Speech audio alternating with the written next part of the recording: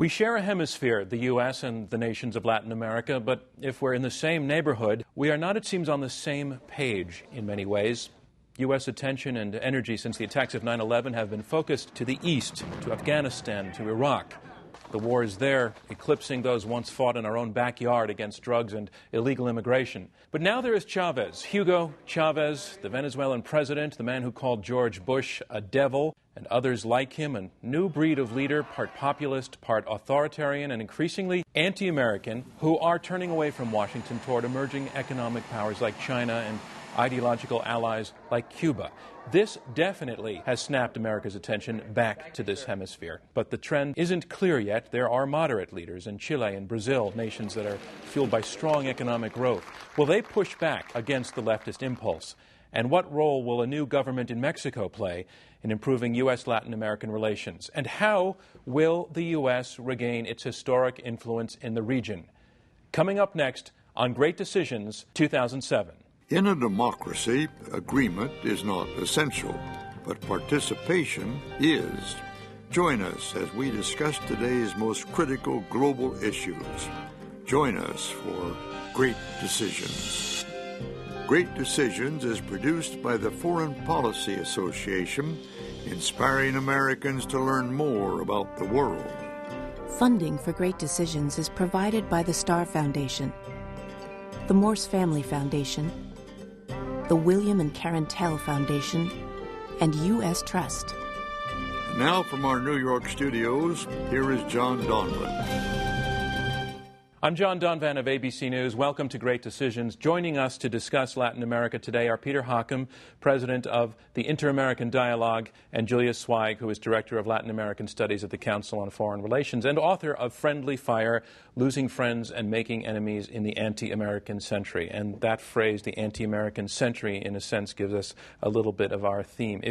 We went back, say, even 10 years ago, the story emerging out of Latin America was the story of a continent whose nations were healing, whose relations with the U.S. were also healing, moving toward democracy, putting aside so many nasty, dirty insurgencies and civil wars, moving toward market reforms, free trade.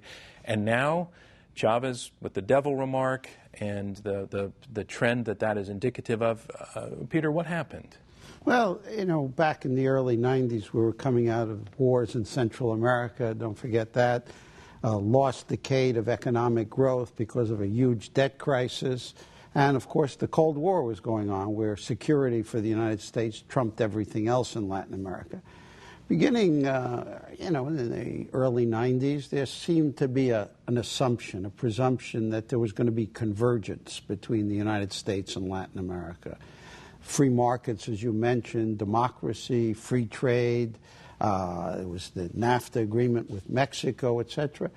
And somehow that hasn't produced as much as everyone thought it would produce. In fact, it hasn't produced all that much convergence over time. And the differentiation began early on when the U.S. really couldn't come across with the free trade area of the Americas. It couldn't get the negotiating authority to proceed. But beyond that, in many respects, there was convergence, and that convergence has held more than one would think. The news is captured by Hugo Chavez of Venezuela. Call the U.S. president the devil, you call the Secretary of State other names, you're going to get a lot of television attention. But there's been 12 elections in the past year or so in Latin America. And by and large, when you look today and a year ago, not much has changed, frankly. Well, Julia, yours is the book that has the Anti-American Century in the title. Do you agree with that assessment, that perhaps the Chavez phenomenon is overplayed? The squeaky wheel does get the grease, and we've seen that Hugo Chavez has been able to get the attention. But what has absolutely shown itself in the last 5 or 6 years is that the expectations of the 1990s, that globalization and free trade and economic reform and democracy, the opening of societies, that those two processes would reinforce one another, That expectation, I think, has fallen short, and at times you see globalization and its pressures and democracy at odds with one another. More and more people have the voice, have the vote, have the franchise in Latin America, and when you have a region where most people live on less than $2 or $3 a day, with the worst income inequality in the world, it's no surprise that you would find this kind of populist leader with an audience very, very open ears, willing to listen, and in the context of the United States, the sort of rise of this anti-Americanism, not just because of American policies toward Latin America or our misreading of what's happening on the ground, but also more broadly because American foreign policy and power is held in such suspicion in the last few years because of Iraq, frankly. Because of something that's happening 6,000 miles away. Precisely, because American power, what we do abroad 6,000 miles away, matters a lot now that we have 24/7 technology, information. Latin America has had a very ambivalent relationship to American power for centuries. Latin Americans see issues of torture and counterinsurgency and regime change that they themselves experienced directly in the 20th century. Now they see the United States deploying policies such as those more broadly, and there's sympathy for the kind of anti-American revolts that you've seen elsewhere in the world and resentment of the United States. But before we paint the notion that there was some golden age, I mean, anti-Americanism in Latin America is a very, very old story, is it not? It is an old story. What is different now, if you like, in this cycle of it, is that we see countries, Venezuela as a perfect example, a traditional ally of the United States throughout that alleged golden age of the 20th century, a country with which we have had deep economic ties because of our oil dependency, a country like Venezuela having a strong anti-American body politic or a leader that can press those buttons easily. Populations such as Chile, same thing. You see it. It's now cross-class. It is not just the elites that are anti-American. It's much more popular level, and you see it manifest, for example, at the UN Security Council. Julia, Yes, Peter. you're too young probably to have remembered this. Much younger than, but. I remember when Richard Nixon was stoned in Venezuela. This was a great ally of us, and Venezuela in many respects is still a great ally, as you know, with their shipping, 15% of our imported oil, 13%. It's about 10% now. Comes from Venezuela.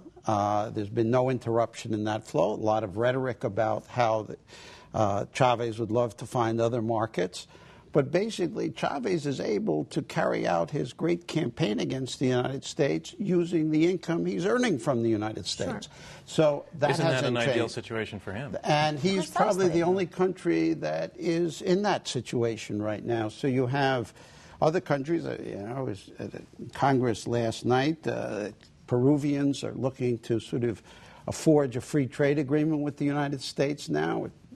The Bolivians, I was talking to a Bolivian ambassador here yesterday, very much want to sustain trade preferences with the United States.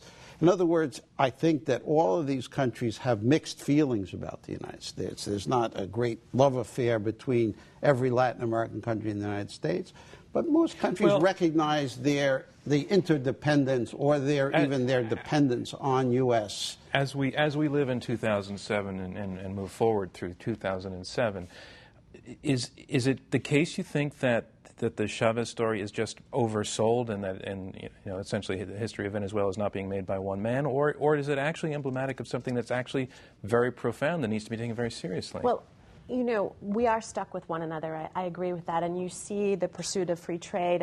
And of course, countries want to maintain the access for their people to come here and to migrate. So they want visas and they want to have a modus vivendi with the United States. We are not seeing a full declaration of independence of the Latin Americans with respect to the United States. Chavez is one person. He doesn't represent everybody in Venezuela by any means. You could say the same of somebody like Fidel Castro. He's one guy. There are 11 million people on that island. These in the United States, where, as you say, Latin America has not been a priority, not only for the last few years, but in general in terms of American foreign policy, is never the number one priority. It's very appealing for the media to pay attention to these high-profile, charismatic figures that do take up a lot of the oxygen in the room. And at the same time, I think what has happened is that, and one indication of why this moment might be different in 2007 is that we don't see a lot of Latin American leaders, the moderates, for example, coming up and trying to craft a different line vis-a-vis the United States. They're busy with business, or is it because they're a little bit cowed by it? They're tending to domestic politics primarily, and those challenges that they all face of inequality and crime and insecurity and poverty are far more demanding. I don't know if Peter thinks that they're cowed or they're just focused on their domestic agendas. I think there are three things. One, Chavez has a way of finding a particular vulnerable point. Whatever he says always has a certain grain of truth in it. And he magnifies it a great deal, and he finds an audience with a lot of what he says because there is truth. There is, as you mentioned, great inequalities, great poverty in Latin America. People are frustrated by awful public services available for poor people, etc. And they have the vote now. They're going to use the vote. You see there's pockets of anger, frustration in country after country. There's no question about that as well. And at the same time, U.S. policy, even where it's in some sense directed in the right direction. It's sort of like... Which is what? Well, let's say with free trade, I think, that the U.S. basically, countries are benefited by signing, agreeing to free trade arrangements with the United States. The United States is basically very ungenerous when it negotiates these agreements, when it sort of makes this policy. I often compare it, for example, that we're bringing a pair of shoes to somebody whose shoes are pretty old, and they're thankful for those shoes. But we're giving them shoes that are too small. So they may be grateful for the shoes, but they remember every day that we've not been really generous enough. Peter, that's interesting. You're actually talking about a kind of tone deafness that Juliet, like anti-Americanism, is also not a new story. But why is it that say that lack of generosity that Peter's talking about, why does that always seem to come back into play? I think the United States has lost touch with what makes other countries tick, and that tone deafness has to do with, frankly, a certain arrogance that comes along with having as much power as the United States has. And that's a fact of being the single superpower. But in the case of Latin America, it also goes back to an increasingly narrow definition of what American interests are in Latin America. And so you see, for example, that in addition to pushing forward a very kind of narrow and investment-oriented free trade agreement, as Peter suggests, we also have really just cared about Latin America as far as security goes, for the drug war, the Cold War, the war on terror now. And when we talk about democracy, which ought to be America's strongest suit, words like democracy, words like freedom, words like liberty sound increasingly vacant and absent of meaning. Well, here's a fact that U.S. foreign aid to Latin America is a little bit under $2 billion, and about half of that is all about the drug trade, right, which means everything else gets the other half of that. If we were going to try to change adjust, say, to the agenda of our neighbors, less than not pushing our own such, what would we adjust to? What would those adjustments be? Well, let me just say two things. First, I think that the U.S. really, with the war on terror, with its attention to the Middle East, really doesn't have the time or the resources to do what has to be done in Latin America. If you had to take two policies that I would think would be first-order policies, would be migration reform with Mexico. Here's an issue that's of first-order importance to our nearest neighbor, sends 90% of its exports to the United States. Half of our economic relations or more with Latin America are with Mexico. We're debating migration as if Mexico didn't exist, except as the source of the migrants, not that it might affect their politics or economics or their security or anything else. So reflavor that conversation for us. How could that conversation take place in a way that is not insulting to Mexico and actually engages Mexico? Well, the fact is that the solution, or there's no probably solution, but sort of a way to get at the migration issue, means that the U.S. and Mexico have to cooperate. Without the cooperation of Mexico, the possibilities of security on the border, of doing anything to even reduce the flow of migrants is very low, or to make it more of a productive exchange of labor and remittances and all the rest. And so we should be talking to Mexico about our policy, not saying this is up to the U.S. to determine its borders, but we have a neighbor. We ought to be discussing our boundary, our frontier, how we manage that with Mexico. That seems so clear, so obvious, and yet we're not doing it. Mm-hmm. Secondly, with Brazil, there's a country that wants to export its agriculture to the United States. We have a whole lot of tariff barriers, very powerful agricultural community here. We're just unable to sort of make an agreement with Brazil. Now, Brazil isn't always easy. Let me just say that part of the problem is the Latin American countries are not always easy. It's not easy to reach agreement with Mexico on migration or with Brazil on agriculture. But that's the two areas we should be trying hardest, and we're not doing it. Now, Peter's talking about government-to-government negotiations and cooperation, and I think that's important, but maybe you're too old to get this, Peter, which is that what's also happened in Latin America is the proliferation of civil society and non-governmental organizations and social movements, all of which, and you see this in Bolivia, you see it in Brazil, you see it all over the region.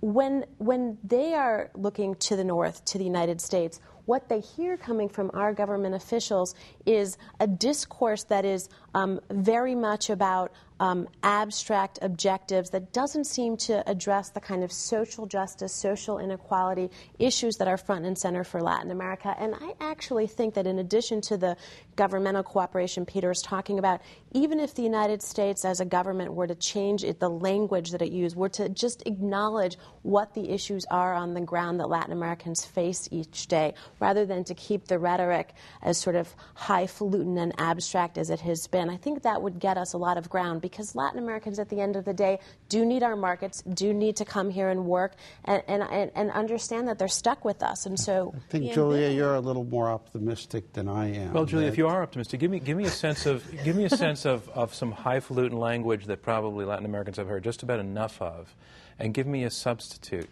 that would really speak to this civil society that you're talking about. Our Secretary of State often says that the United States will judge a country on the basis of the strength of its democratic institution and its democracy. Now, that's fine, but she should add a sentence that says, we, the United States people, the people of the United States, recognize that severe inequality and poverty are front and center for you Latin Americans, and we would like to try with our trade agreements, with our migration agreements, with the small amount of aid we have to help you improve your societies. Mm-hmm. Language like that does make a big difference. I would be happy with ambivalence. I would be happy with ambivalence, Peter, but where we are right now is severe and deep anger. I mean, I keep hearing every sort of conversation I have with someone from the State Department to the White House now. They're talking about poverty, inequality. The fact is the U.S. doesn't have much to say about those issues. That's going to require enormously big decisions by every country in the region to deal with those issues. Mexico is throwing away great resources, natural gas and oil, because it can't reform its sector. Right. Brazil has a budgetary problem that it's spending more on the rich and taxing the poor more than it taxes the rich. Until it resolves that issue, the U.S. isn't going to be very helpful. The fact is that the reforms really 95%. I agree there's some change on the margin, but we see even when the U.S. sort of invades a country like Iraq, how little we can end up doing. Mm-hmm. The fact is that I agree, obviously, we ought to be treating Latin America in a far more mature manner, a far more subtle, with a more deft touch and all. But in the end, these big problems of inequality, poverty, poor growth, poor public services, really, it's up to the countries themselves. Do you agree with that, Julie? I agree 100%. I think, unfortunately, the United States is less of a player in terms of our moral authority that we might exercise on those things than we might have been in that period of the 1990s. We have not had a discussion with Latin American elites where we say, look, you know, the percentage of your GDP that comes from tax revenue is 1/3, about 8 to 16% of what it is in the industrialized countries. And that is a very great barometer of the kind of commitments on the ground by Latin America's elite and wealthy to a social contract. That's not something the United States can export. Mm-hmm. My fear is that the kinds of deep, deep domestic reforms and challenges Latin America faces, they are on their own for that, by and large. The United States is less a player than ever. And is that, again, that goes back to Iraq, or is that the tone deafness, or is that... I think it's domestic political debates here, domestic political forces here. Can't move forward on agriculture because agricultural, I mean, it's just very hard. There's no lever that has Latin America on it. There's a lever that has agriculture on it. There's a lever migration.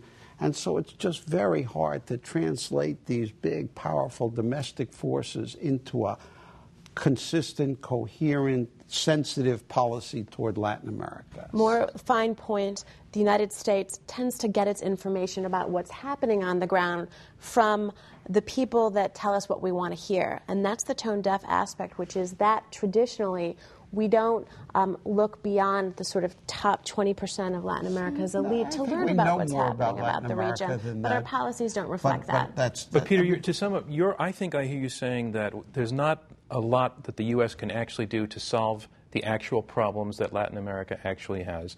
And Julia, I think I hear you saying that the United States hasn't figured out how to do the little bit that it can do, which would be primarily inspirational, almost rhetorical, not so much financial. But you're both bottom line saying that there's not, we don't have much leverage.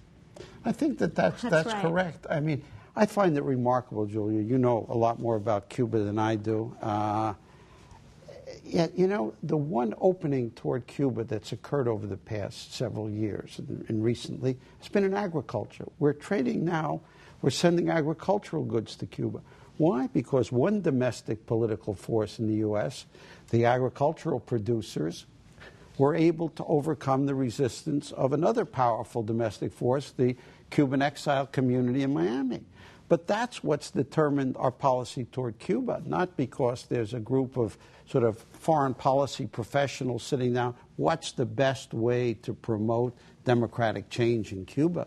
That's not how, nor is it how we make Brazil prosperous or how we develop better relations with Mexico. These are determined by other forces. There are other levers out there that have very little to do with the direct outcomes that we're talking about, what we'd like to see. Let's talk a little bit about Mexico, which is perhaps the most ambiguous relationship at all times. As Mexico launches a new year with a new president, what are your expectations for that ambiguous relationship to change in any direction, clearly? Why don't you take a stab at that? Well, you know, it's hard to imagine a better start for a new Mexican president than President Vicente Fox 6 years ago. Mm-hmm. I mean, here was someone who had an easy relationship with the president-elect of the United States, George Bush. They were sort of right across the border for one another. They considered themselves personal friends. They had very similar agendas for the two countries and the relationship. Bush called the relationship our most important of any in the world. And yet it somehow didn't gel. It didn't work. I think this new government, I think, is probably the new president is somewhat more politically adept than his predecessor. And will recognize that not to sort of have the great aspirations, the great expectations of huge change in the U.S. relationship. I think, and the first thing he has to deal with really is his domestic problems. I mean, this was a tight election, contested, disputed. He won with 1/3 of the vote. The next candidate, the second, got 1/3 of the vote as well, 200,000 votes less. And the problem is that he has to reach out. He has to build up his domestic basis. Right. And sort of an opening on migration would help an awful lot on that. But Last that's question, not going to and come. Migration connects to my last question. We have just a little under a minute left. The fact that this country has the Latin-speaking, Spanish-speaking population of this country has increased rapidly, becoming a major imprint upon the society. Is that an advantage in any way to our dealing with our Latin American neighbors, that so many of its children are here now? I see that as a potential fantastic advantage. The Latino population, as you say, makes up 14% of the American population and 50% of our growth rate. The sending countries from Mexico, the Dominican Republic, now even Brazil, all over Latin America have a stake in keeping that flow open. Of course, it gets them off the hook on dealing with their own domestic problems to a certain extent, but it does give an opportunity for the United States to begin to recast its relationship on the basis of the communities in both countries. Julia, thank you very much. Julia Swag, Peter Hakem. I'm John Donvan. Thank you very much for joining us with Great Decisions 2007. To learn more about topics discussed on Great Decisions, visit our website at www.greatdecisions.org. To order a copy of the Great Decisions Briefing Book, a DVD set of this series, or to join a Great Decisions discussion group in your area, contact the Foreign Policy Association. Funding for Great Decisions is provided by the Starr Foundation, the Morse Family Foundation, the William and Karen Tell Foundation, and U.S. Trust.